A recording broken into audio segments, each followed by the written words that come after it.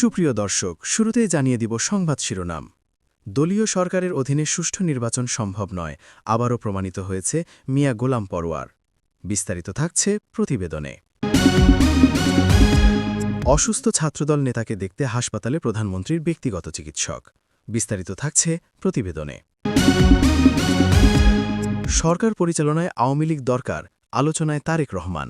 বিস্তারিত থাকছে প্রতিবেদনে। সংখ্যাগরিষ্ঠতার সুযোগ নিয়ে বিএনপি কি আওয়ামী লীগের মতো হয়ে উঠছে? বিস্তারিত থাকছে প্রতিবেদনে। মানবাধিকার কমিশন আইন দিয়ে বিএনপি জামায়াতকে দমন করা হয়েছে সংসদে হাসনাত। বিস্তারিত থাকছে প্রতিবেদনে। এই সরকারের অধীনে প্রথম নির্বাচনেই কারচুপি অনিয়ম ঘটছে গোলাম পরোয়ার। বিস্তারিত থাকছে প্রতিবেদনে।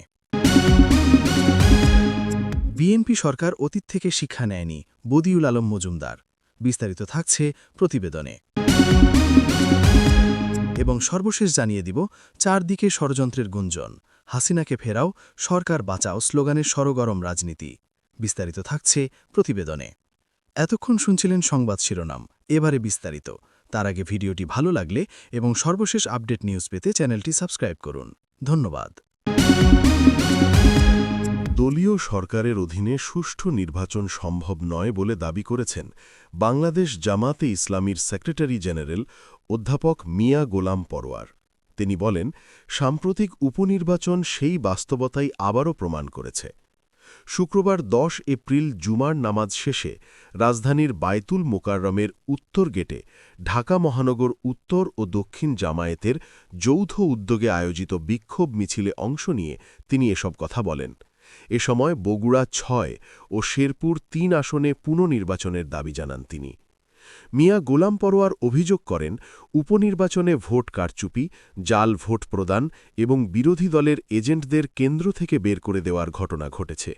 এসব অভিযোগ তুলে তিনি বলেন, আমরা এই নির্বাচন বর্জন করছি। নতুন করে এই 2 আসনে নির্বাচন দিতে হবে। তিনি আরও বলেন, দলীয় সরকারের অধীনে সুষ্ঠু নির্বাচন সম্ভব নয়, এটি আবারও প্রমাণিত হয়েছে। তার ভাষ্য অনুযায়ী বর্তমান সরকারের অধীনে নির্বাচন অতীতের তুলনায় আরও খারাপ হয়েছে। সরকারের সমালোচনা করে তিনি বলেন, গণভোটের রায় বাস্তবায়নে সরকার দ্বিচারিতা করছে এবং তা না হলে দেশ ফ্যাসিবাদ থেকে মুক্ত হতে পারবে না।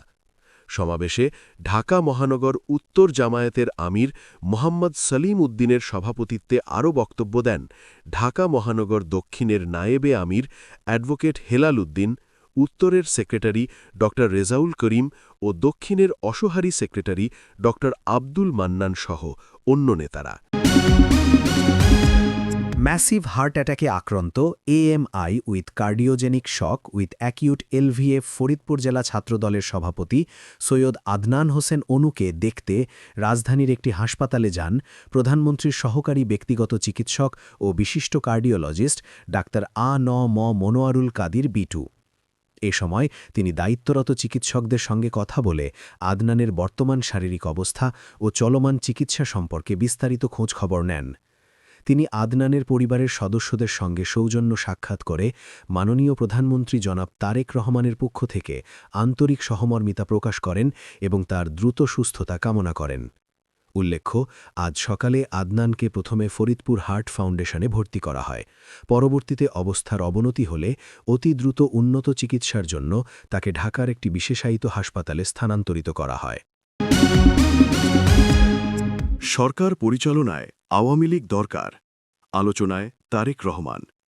দেশের রাজনৈতিক অঙ্গনে নতুন করে আলোচনার কেন্দ্রবিন্দুতে উঠে এসেছে একটি প্রশ্ন, সরকার পরিচালনায় কি আওয়ামী লীগের উপস্থিতি অপরিহার্য? এই বিতর্কের সঙ্গে যুক্ত হয়েছে বিএনপির ভারপ্রাপ্ত চেয়ারম্যান তারেক রহমানের নাম, যাকে ঘিরে ভবিষ্যৎ রাজনৈতিক সমীকরণ নিয়ে চলছে বিস্তর আলোচনা। বাংলাদেশের রাজনীতিতে দীর্ঘদিন ধরে আওয়ামী লীগ ও বিএনপি এই 2 দলই প্রধান শক্তি হিসাবে প্রতিষ্ঠিত। ফলে একটি দলকে সম্পূর্ণভাবে বাইরে রেখে অন্য দলের পক্ষে সরকার পরিচালনা করা কতটা বাস্তবসম্মত তা নিয়ে বিশ্লেষকদের মধ্যে মতভেদ রয়েছে। একটি পক্ষ মনে করে আওয়ামী লীগের মতো বৃহৎ ও সুসংগঠিত দলকে বাদ দিলে রাজনৈতিক ভারসাম্য নষ্ট হতে পারে। তাদের যুক্তি, আওয়ামী লীগের শক্তিশালী তৃণমূল নেটওয়ার্ক, প্রশাসনিক অভিজ্ঞতা এবং দীর্ঘদিনের রাজনৈতিক উপস্থিতি দেশের রাজনীতিতে গুরুত্বপূর্ণ ভূমিকা রাখে। এই শক্তিকে উপেক্ষা করলে রাজপথে প্রতিরোধ, আন্দোলন বা অস্থিরতা সৃষ্টি হওয়ার আশঙ্কা থাকে, যা সরকার পরিচালনাকে কঠিন করে তুলতে পারে। অন্যদিকে ভিন্নমত পোষণকারী বিশ্লেষকরা বলছেন, একটি গণতান্ত্রিক ব্যবস্থায় কোনো দল অপরিহার্য নয়। তারা মনে করেন, জনগণের ভোট এবং সাংবিধানিক প্রক্রিয়াই সরকার গঠনের একমাত্র ভিত্তি।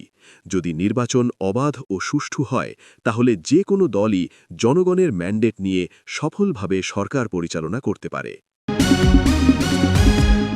স্থানীয় সরকার সিটি কর্পোরেশন সংশোধনী বিল ২০২৬ ঘিরে জাতীয় সংসদে তীব্র বিতর্ক সৃষ্টি হয়েছে। জাতীয় নাগরিক পার্টি এনসিপি-এর সংসদ সদস্য হান্নান মাসুদ বিলটির কড়া সমালোচনা করে অভিযোগ করেছেন, এটি স্থানীয় সরকার ব্যবস্থার জন্য পিঠে ছুরিকাঘাত হিসাবে বিবেচিত হতে পারে। বৃহস্পতিবার ৯ এপ্রিল সংসদ অধিবেশনে বিলটি উত্থাপনের পর আলোচনায় অংশ নিয়ে তিনি বলেন, এই প্রস্তাব বিএনপির ঘোষিত ৩১ দফা ইশতেহারের সঙ্গে সাংঘর্ষিক। ইশতেহারে নির্বাচিত জনপ্রতিনিধিদের অপসারণের বিষয়ে স্পষ্ট অবস্থান থাকলেও নতুন বিলে বিশেষ পরিস্থিতি ও জনস্বার্থে অপসারণের মতো বিধান রাখা হয়েছে, যা সেই প্রতিশ্রুতির পরিপন্থী বলে তিনি দাবি করেন। হান্নান মাসুদ প্রশ্ন তোলেন, সংখ্যাগরিষ্ঠতার সুযোগ নিয়ে বাংলাদেশ জাতীয়তাবাদী দল কি ধীরে ধীরে বাংলাদেশ আওয়ামী লীগের মতো আচরণ করছে?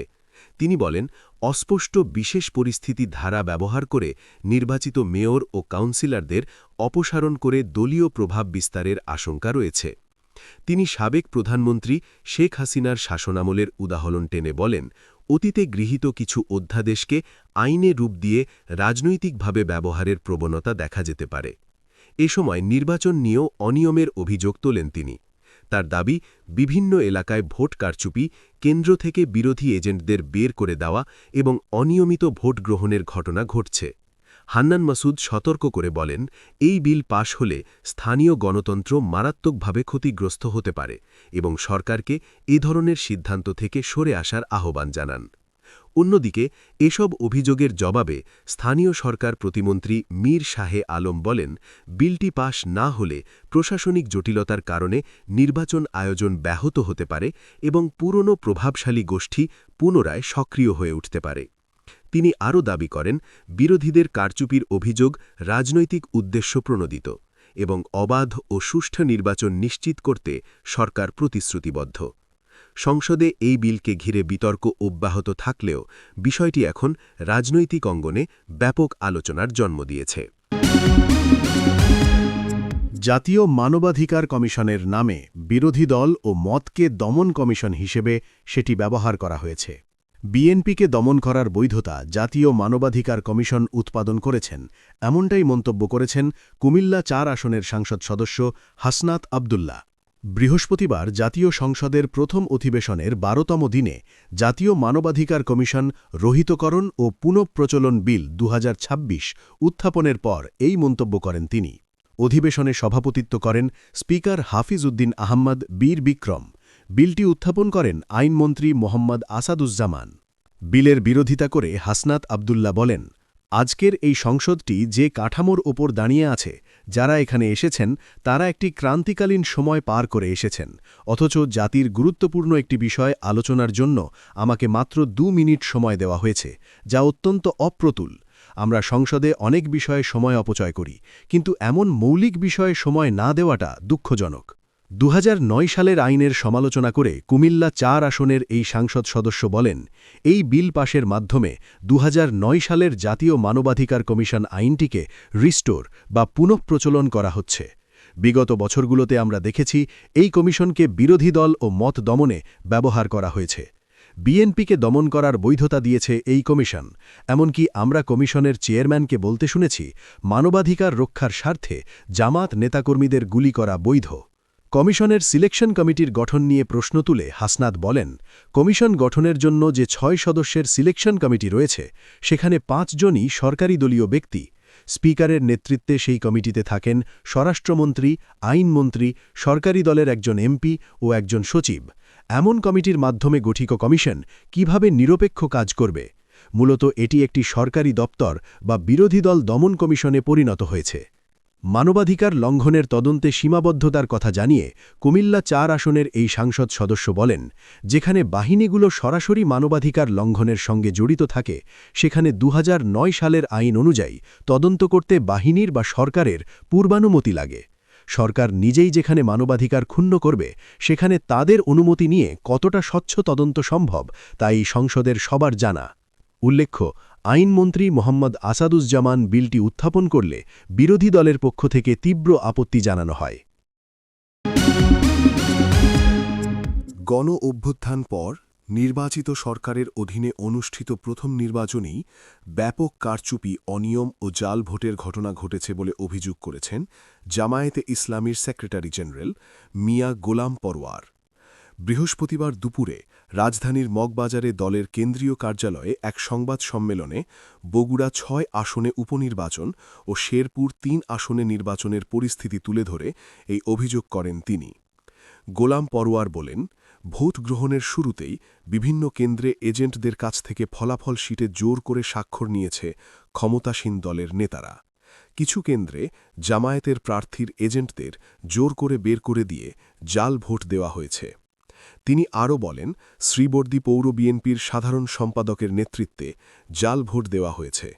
প্রতিবাদ করায় জামায়াতের নেতাকর্মীদের উপর হামলা করা হয়েছে। গুরুতর অনিয়ম হওয়া কেন্দ্রগুলোতে ভোট স্থগিত ও সংশ্লিষ্ট রিটার্নিং কর্মকর্তার বিরুদ্ধে ব্যবস্থা নিতে প্রধান নির্বাচন কমিশনারের কাছে আহ্বান জানান তিনি।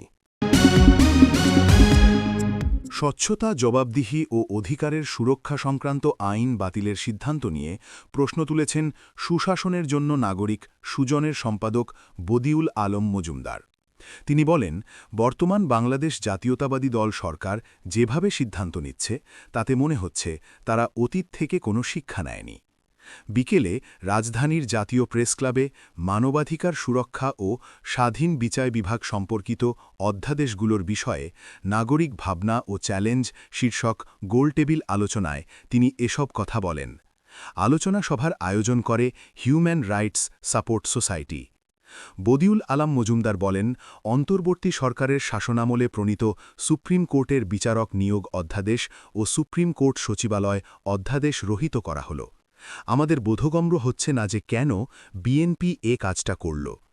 অতীতের অভিজ্ঞতার কথা উল্লেখ করে বদিউল বলেন, উচ্চ আদালতে গিয়ে বিএনপির হাজার হাজার নেতাকর্মীকে জামিনের জন্য ধরনা দিতে দেখেছি। কি করুণ অবস্থা!